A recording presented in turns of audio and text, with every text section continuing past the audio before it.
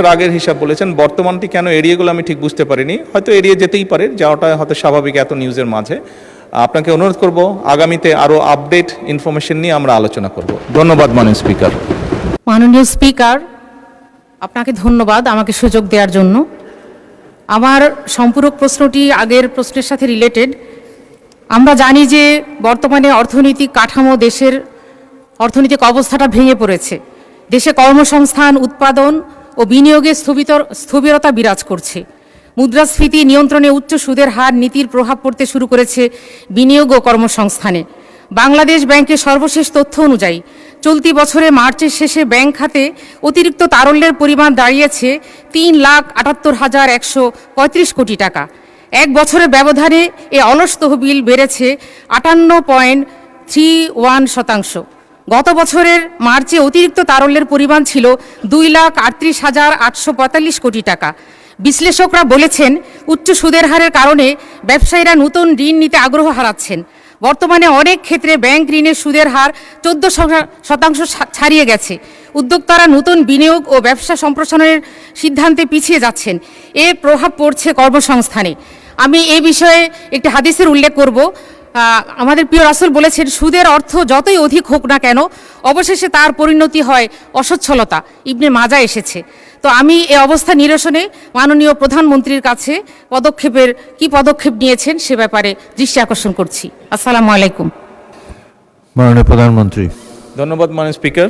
মাননীয় সংসদ সদস্য, আপনার প্রশ্নটি একটি খুবই গুরুত্বপূর্ণ এই কারণেই, আপনি যদি নিজেই আপনার স্ট্যাটিস্টিক্স যেটা আপনি উপস্থাপন করলেন সংসদের সামনে, সেটা যদি আপনি দেখেন, আপনি সব এক বছর আগের স্ট্যাটিস্টিক্স আপনি ওখানে উল্লেখ করেছেন।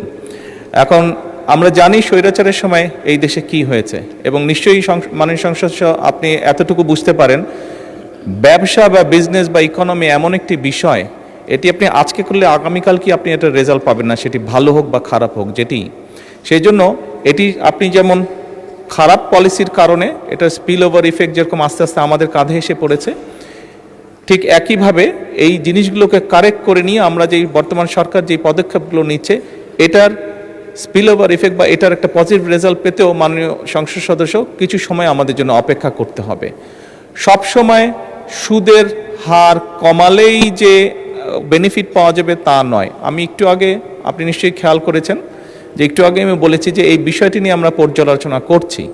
যদি ক্ষেত্র বিশেষে দেখা যায় যে সুদের হার কমালে বেনিফিট পাবেন ব্যবসায়ীরা, দেশের অর্থনীতি বেনিফিট পাবেন, তাহলে নিশ্চয়ই আমরা সেটি করব।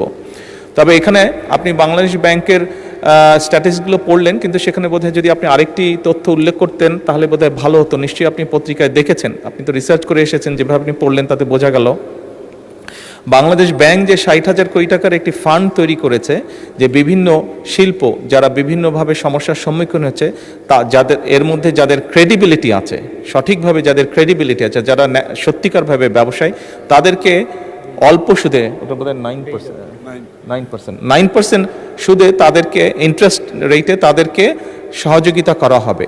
এইটি কেন আপনার দৃষ্টি এড়িয়ে গেল বুঝলাম না, কারণ এটি তো বাংলাদেশ বর্তমান,